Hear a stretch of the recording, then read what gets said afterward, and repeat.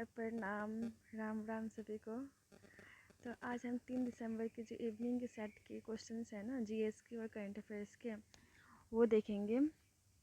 और आपको पता है, मैंने नोटिस किया कि मैक्सिमम क्वेश्चन रिपीट हो रहे हैं। अब क्वेश्चन नहीं तो टॉपिक तो रिपीट हो ही रहा है, लाइक न्यूटन्स के लॉ और मैथ्स में मीन एंड मीडियम। तो आपका है एग्ज़ाम, तो बहुत अच्छे से देखिए, आपके लिए बहुत इम्पोर्टेंट होने वाला है। चलिए शुरुआत करते हैं। तो पहला क्वेश्चन है, मानव शरीर में ग्रास नली किस प्रमुख अंग तंत्र से संबंधित है? ऑप्शन को रीड कीजिए। अपना स्कोर मुझे कमेंट भी कर सकते हैं, कितना आप लोग सही कर पाते हैं। तो आपको पता है ना ग्रास नली क्या होता है? ग्रास नली वो होता है जब हम लोग खाना खाते हैं, जिस नली से ना खाना पेट तक पहुंचता है, उसी को ग्रास नली बोलते हैं।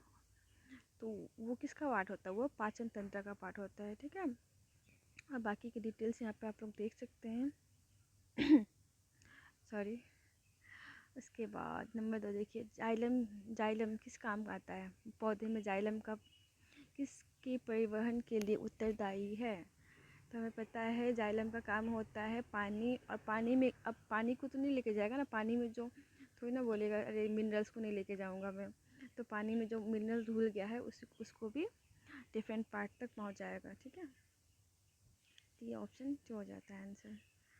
और एडिशनल इन्फॉर्मेशन यहाँ से पढ़ सकते हैं आप लोग। मेरे चैनल को सब्सक्राइब भी कीजिए, लाइक कीजिए और शेयर कीजिए, बिना बोले आप लोग करते नहीं हैं।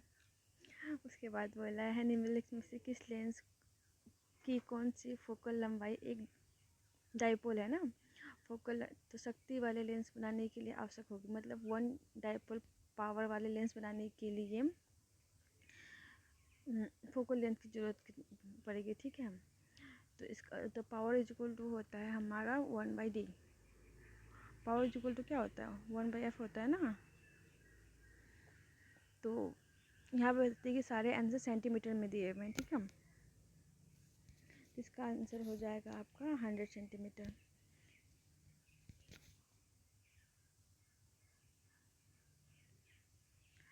उसके बाद बोला है कि रिएक्शन को बैलेंस करने के लिए, रिएक्शन बैलेंस करना आना चाहिए आपको, ये बहुत बेसिक है। यहाँ अल्मोनियम 2 है, यहाँ अल्मोनियम 1 है, ठीक है। यहाँ क्लोरीन 2 है, यहाँ क्लोरीन 3 है। तो आप लोग इसी 2 को देखिए, सब में कहाँ बैलेंस है। ऑप्शन 1 में बैलेंस नहीं है, देख सकते हैं। ऑप्शन 1 में क्लोरीन 1 है, यहाँ पे 3 है, नहीं होगा। यहाँ पे क्लोरीन 2 है, यहाँ पे भी 2 है, लेकिन यहाँ क्लोरीन 3, सॉरी अल्मोनियम, यहाँ अल्मोनियम ऑप्शन नंबर 1 में 2 है, यहाँ अल्मोनियम 3 है, ठीक है। तो ये तो पहले गलत हो गया। फिर ऑप्शन 2 में देखिए, अल्मोनियम यहाँ पे 4 है और यहाँ 2 है, तो ये भी बैलेंस नहीं है। ऑप्शन नंबर 3 में देखिए, यहाँ अल्मोनियम 2 है, यहाँ पे अल्मोनियम 2 है, ठीक है। क्लोरीन देखिए यहाँ पे 4 है, लेकिन यहाँ पे 6 हो जा रहा है, तो ये भी गलत है। और एक ही ऑप्शन बचा, यही सही होगा। फिर भी देख लेते हैं हम लोग। यहाँ अल्मोनियम 2 है, देखिए यहाँ भी अल्मोनियम 2 है, बिल्कुल। यहाँ पे अल्मोनियम 3 दूना 6 है, यहाँ पे अल्मोनियम 6 है, तो ये हमारा सही आंसर हो जाता है। उसके बाद बोला है, मानव शरीर में जो होता है रक्त का पीएच कितना होता है? ब्लड का पीएच, बहुत ही कॉमन क्वेश्चन है, इसका आंसर 7.4 होगा। उसके बाद देखिए, प्रकाश संश्लेषण बोला है कि प्रकाश संश्लेषण के बारे में कौन सा कथन जो है सही नहीं है? तो आप लोग सभी ऑप्शन को रीड कीजिए अच्छे से। बोला है, क्लोरोफिल द्वारा प्रकाश ऊर्जा का अवशोषण किया जाता है, बिल्कुल। प्रकाश संश्लेषण में पत्ते में जो क्लोरोफिल पाया जाता है ना, वो लाइट एनर्जी को ऑब्जर्व करती है। उसके बाद ऑप्शन 2 में बोला गया है कि जल के अणुओं से, बिल्कुल, वाटर से हाइड्रोजन और ऑक्सीजन बनता है, वही ऑक्सीजन जो है हमें मिलती है। और कार्बन डाइऑक्साइड का भी होती, ये नहीं होगा आंसर। बिल्कुल, प्रकाश संश्लेषण में जो है प्रकाश ऊर्जा रासायनिक ऊर्जा में परिवर्तन होती है। उसके बाद बोला है कि इस रिएक्शन को अगर बैलेंस किया जाए तो मैग्नीशियम क्लोराइड का जो गुणांक होगा, मतलब कितना होगा, ठीक है। तो देखिए कितना होगा। तो सबसे पहले आपको तो बैलेंस करना ही चाहिए इसको। यहाँ आयरन का 1 अणु है, इधर में आयरन के 2 अणु है ना। इसका ना एनसीईआरटी में बड़े अच्छे से दिया हुआ है किस तरह से एक इक्वेशन को बैलेंस करना चाहिए। क्लास 10 के एनसीईआरटी में दिया चैप्टर 2 में। तो सबसे पहले अगर हम लोग मैग्नीशियम का बोला है तो मैग्नीशियम का देख लेते हैं। यहाँ पे एक है, यहाँ पे भी एक है, ठीक है। लेकिन यहाँ क्लोरीन 2 है, यहाँ क्लोरीन 3 है। तो हम लोग यहाँ क्लोरीन को 2 से मल्टीप्लाई कर देंगे तो सारा बैलेंस हो जाएगा। 6 हो जाएगा, नहीं होगा। फिर यहाँ क्लोरीन 4 हो जाएगा। अगर 3 करते हैं तो आयरन 3 हो जाता है, 3 ऑक्सीजन हो जाता है, 3 9 हो जाता है। 2 होना चाहिए, 3 होना चाहिए। यस, देख सकते हैं यहाँ पे बैलेंस। कार्बन यौगिक में किस प्रकार का बंधन पाया जाता है? तो कार्बन जब आपको पता है कार्बन जब बॉन्ड बनाती है ना, तो वो कौन सा बॉन्ड बनाती है? वो कोवलेंट बॉन्ड बनाती है, क्योंकि वो कंप्लीट नहीं देती है अपना इलेक्ट्रॉन, वो शेयरिंग में देती है हाइड्रोजन के साथ। या किसी के साथ भी बॉन्ड बनाए तो वो शेयरिंग के में देती है। और जब मतलब कोई भी एटम अपना जो इलेक्ट्रॉन है वो शेयरिंग में शेयर करती है ना, तो उसको बोलते हैं कोवलेंट बॉन्ड, जिसको हिंदी में बोलते हैं सहसंयोजक बंध, आई थिंक, मतलब यस। बाकी आप लोग यहाँ पे डेफिनेशन देख सकते हैं। हाइड्रोजन बॉन्ड किसको बोलते हैं? आयनिक बॉन्ड में जो कंप्लीट हम लोग जब इलेक्ट्रॉन का आदान प्रदान कर लेते हैं उसको आयनिक बॉन्ड बोलते हैं, आयनिक बंधन। उसके बाद बोला अवतल दर्पण में यदि हम ध्रुव और दर्पण के फोकस के बीच वस्तु रखी तो निर्मित तो प्रतिबिंब कहाँ बनेगा? देखिए ये होता है, सॉरी, मान लीजिए ये लेंस है, ठीक है। ये है आपका फोकस, ये होता है आपका पोल, ठीक है। बोला है कि यहाँ पे अगर वस्तु रखा जाए तो प्रतिबिंब कहाँ बनेगा? देखिए जब भी जो कॉनकेव मिरर बोलते हैं इसको, अवतल लेंस को, जब यहाँ बनती है, इन दोनों के बीच होती है ना, तो यहाँ पे बनता है आपका बिहाइंड द मिरर बनता है, ठीक है। छोटा बनता है और बहुत छोटा बड़ा बनता है। तो ये दर्पण के पीछे बनेगा, यहाँ पे दिया हुआ है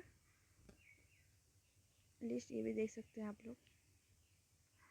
उसके बाद बोला है जब प्रकाश की किरण संघन माध्यम से विरल माध्यम में जाती है तो निम्नलिखित में से कौन सा? देखिए प्रकाश जब भी ना डेंसर मीडियम से रेयर मीडियम की तरफ जाएगी तो कॉमन है ना, वो दूर तरफ भागेगी। मतलब एक मिनट, मान लीजिए ये है ना, ये मान लीजिए ज़्यादा घनत्व वाला एरिया है। जब जब कोई भी प्रकाश से किरण इधर से इधर की तरफ जाएगी तो ये दूर की तरफ भागेगी। मतलब तो क्या होता है ना, इसको बोलते हैं, तो जो इसका वैल्यू होगा क्रिटिकल एंगल से ज़्यादा होता है, ठीक है। तो देखिए कहाँ पे लिया हुआ है क्रिटिकल कोण का वैल्यू कम, क्रांतिक कोण बोलते हैं इसको, क्रांतिक क्रिटिकल एंगल, क्रांतिक यहाँ पर दिया हुआ है। हिंदी की टर्मिनोलॉजी को लेकर मुझे थोड़ा दिक्कत है, बट आप लोगों को कोई दिक्कत हो तो मुझे बताइएगा, आई विल इम्प्रूव। हम अपनी हिंदी को और अच्छा करने का कोशिश करेंगे। अलैंगिक प्रजनन में किस में रंध्र गठन के माध्यम से होता है? स्पोर्स फॉर्मेशन बोलते हैं इसको ना, असेक्सुअल जो भी रिप्रोडक्शन होता है। तो ये जो राइजोपोज फंगी होता है ना, उसमें होता है। अच्छा, किडनी का कार्य क्या है पूछा है। तो हमें पता है ना किडनी का कार्य होता है हमारे शरीर से जो भी वेस्ट चीज़ें हैं उसको बाहर निकालना।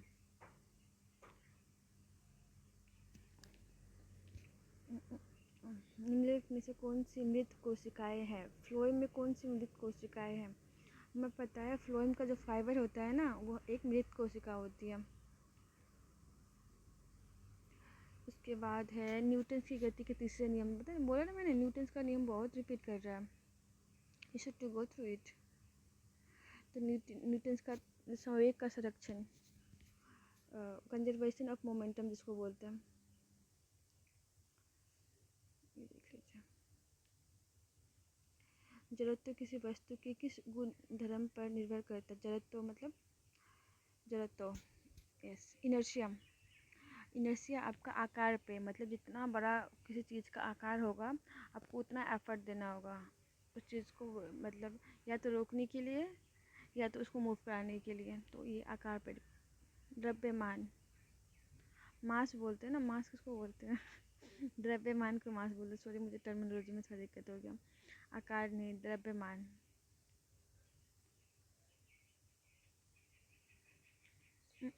अगर बोला है कि तीन प्रतिरोध को जोड़ा जाए सीरीज में तो टोटल कितना होगा, ठीक है।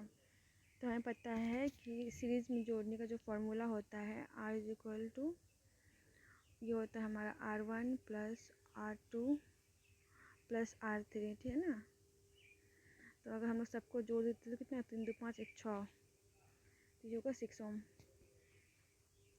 कार्बन का कौन सा अपरूप गर्मी और बिजली, अच्छा कार्बन का कौन सा जो पार्ट है ना, एलोट्रोप है, जो हीट और करंट का सुचालक है। तो एक मात्रा ग्रेफाइट होता है।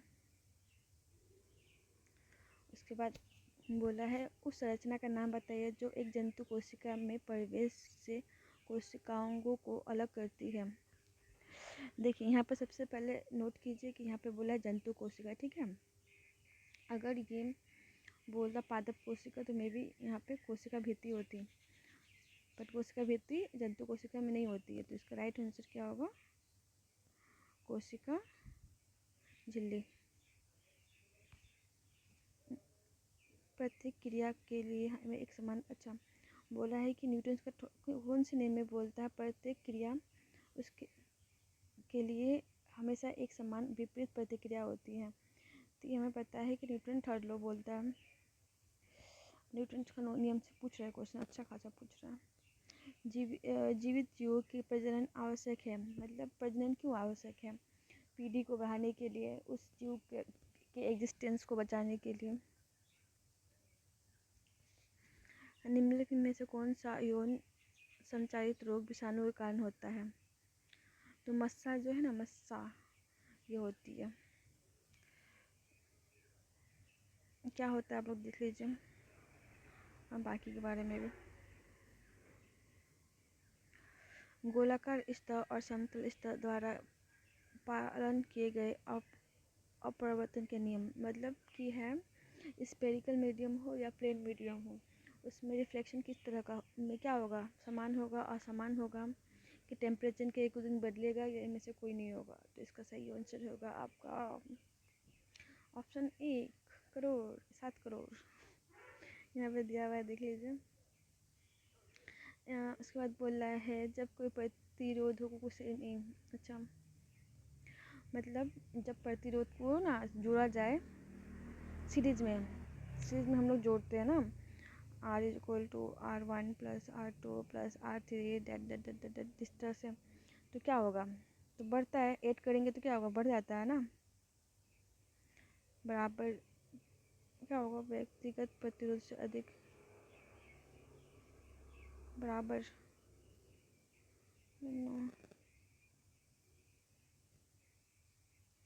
श्रेणी क्रम में जोड़ा जाए व्यक्तिगत प्रतिरोधों के बराबर। अच्छा मतलब पूछा है कि आर के बराबर होगा ना, मतलब ऐड करने के बाद तो सेम ही होगा, इसके बराबर ही होगा ना। अरे यार मुझे समझ में नहीं आ रहा, पता है ये क्या बोला गया है। अदरक एक तना नहीं है क्योंकि इसमें गांठें और पर्प होते हैं, ठीक है। तो हम लोग काइंड ऑफ से क्वेश्चन देख लेते हैं। बोला है कि हिंदी क्वेश्चन को अच्छे से पढ़िए, ठीक है। उसके बाद क्या पूछा है, 14 सितंबर को हमारा हिंदी दिवस मनाया जाता है, बिल्कुल। और 1949 में बोला गया था कि हिंदी को हमारा राष्ट्रीय आधिकारिक भाषा के रूप में अपनाने का प्रतीक है, ठीक है। ये संविधान के किस आर्टिकल में बोला गया है, तो हिंदी के बारे में हमारे आर्टिकल 343 में बोला गया है संविधान के। उसके बाद कर्नाटक का बजट किसने पेश किया, तो देखिए सिद्धरमैया जो है ना, वो कर्नाटक के सीएम भी रह चुके हैं और ये बहुत प्रसिद्ध व्यक्ति है जिन्होंने फ़िलहाल वहाँ के फाइनेंस मिनिस्टर होंगे, तभी इन्होंने पेश किया है। विश्व खुशहाली हैप्पीनेस रिपोर्ट में इंडिया का रैंक क्या है? 18। और इंडिया में 18 के लोग सबसे ज़्यादा परेशान हैं, 118।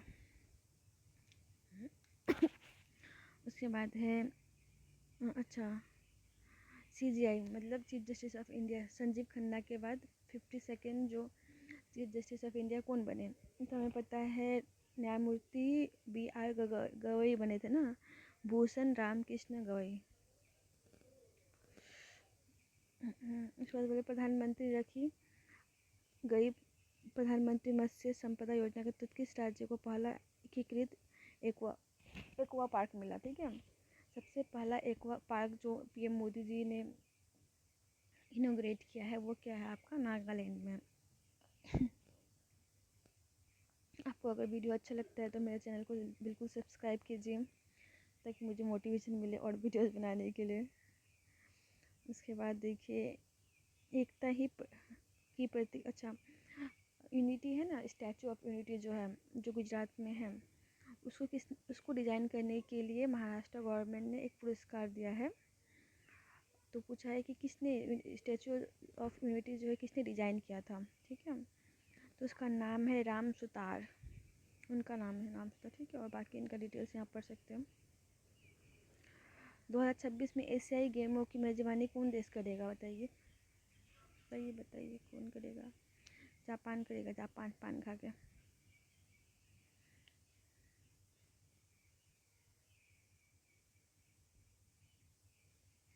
जुलाई 2025 में टेस्ट क्रिकेट में पदार्पण करने वाला हरियाणी कौन सा खिलाड़ी था? अंशुल काम्बोज। उसके बाद बोल रहा है 2024 में किस कोच को द्रोणाचार्य पुरस्कार दिया गया है? तो इनका नाम है द्रोणाचार्य पुरस्कार किसे दिया गया है? ठीक है, तो इनका नाम है आपका संदीप सागवान। उसके बाद देखिए कर्मचारी नामांकन योजना 2025 स्वैच्छिक EPF अनुपालन को बढ़ावा देने और सामाजिक सुरक्षा कवरेज का विस्तार के लिए शुरू की गई है। किस केंद्रीय मंत्रालय द्वारा? तो ये श्रम रोजगार मंत्री कौन है हमारे? मनसुख मंडाविया वही उन्होंने किया है। उसके बाद बोला है केंद्रीय मंत्रिमंडल द्वारा अनुमोदित क्षमता निर्माण तथा मानव योजना का प्रथम उद्देश्य क्या है? इसका प्रथम उद्देश्य है आपका एक प्लेटफॉर्म देना ना, जहाँ लोग अपना स्किल डेवलपमेंट कर सके। और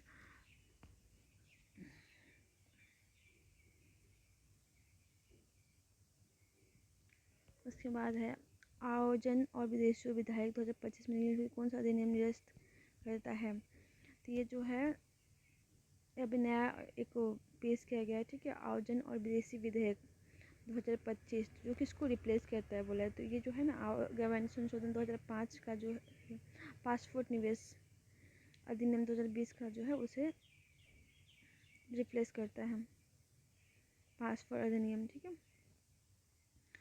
उसके बाद बोला 2025 में जो ब्रिक्स का मीटिंग हुआ था ना, उसमें भारत ने DPI मतलब डिजिटल इंफ्रास्ट्रक्चर पे ये किया था, मॉडल प्रस्तुत किया था। तो वो बोला किसका क्या लाभ है? तो बोला वित्तीय बहिष्कार कम होगा, वित्तीय बहिष्कार कम होगा।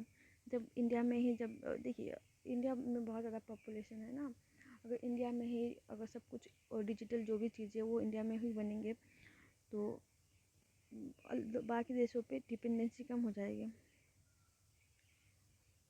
अच्छा, क्वेश्चन है रिसेंटली ना UN ने 2 देशों को शांति के लिए बुलाया था, मतलब बहुत टाइम से उन दोनों के बीच में युद्ध चल रहा था। तो वो कौन से 2 देश थे? मई में बुलाया गया था। ठीक है, तो ये है आपका इजराइल और ईरान। देखिए बाकी देश में भी चल रहा है, लेकिन बुलाया गया था इजराइल और ईरान को ही। 2025 और अच्छा 2025 में जो वेव का मेजबानी कौन सा शहर में हुआ था? आपको पता है ना, वेव सबसे अच्छा मुंबई का ही है। Audio video visual entertainment Mumbai. Media नैतिकता एवं और API पर 2025 ग्लोबल मीडिया डायलॉग में घोषणा की।